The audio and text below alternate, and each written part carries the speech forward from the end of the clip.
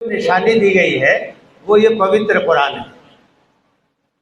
کوئی بھی اگر پوچھے کہ حضرت محمد صلی اللہ علیہ وسلم کے نبی ہونے کا پرماڑ کیا ہے، اس کا ثبوت کیا ہے، اس کی دلیل کیا ہے، تو آپ کہتے ہیں کہ یہ پوتر قرآن ہے۔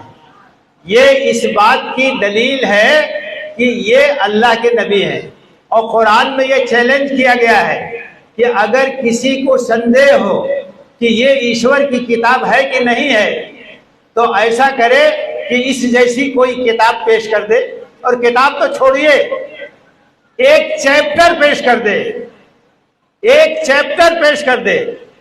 قرآن نے بار بار یہ چیلنج کیا۔ اچھا، قرآن کس زبان میں ہے؟ عربی زبان میں ہے، اور حضرت محمد جہاں آئے تھے ان کی زبان عربی تھی، بڑے بڑے عربی کے ودوان تھے، بڑے بڑے کوی تھے، بڑے بڑے اسپیکر تھے، بڑے ماہر تھے زبان کے۔ ان کو چیلنج کیا گیا کہ تم اگر ان کو عیش دودھ نہیں مانتے ہو اور اس کتاب کو اللہ کی کتاب نہیں مانتے ہو تو اس جیسی ایک کتاب پیش کر دو۔ نہیں پیش کر سکے، آج تک چیلنج موجود ہے، نہیں پیش کر سکے۔ کچھ لوگوں نے پریتن بھی کیا۔ ایک آدمی تھا، بڑا ماہر تھا عربی زبان کا، اس کو لوگوں نے تیار کیا کہ ایسا کرو، تم محنت کر کے تیار کر دو، ہم تمہارے لیے سب انتظام کرتے ہیں۔ تمام سہولتوں کا انتظام کیا، 6 مہینے تک ایک گھر میں اس کو رکھا، ہر طرح کی آشائش دی۔ 6 مہینے کے بعد جب رزلٹ دیکھا گیا تو وہاں کاغذ کے پھٹے ہوئے پرزے تھے، کچھ نہیں، ایک واقعہ نہیں لکھ سکا۔ قرآن عربی زبان میں ہے، لیکن قرآن کا جو لہجہ ہے، قرآن کا جو اسلوب ہے، قرآن کا جو انداز ہے، اس کے اندر جو مدھورتا ہے وہ انسان کے بس کی ہے ہی نہیں۔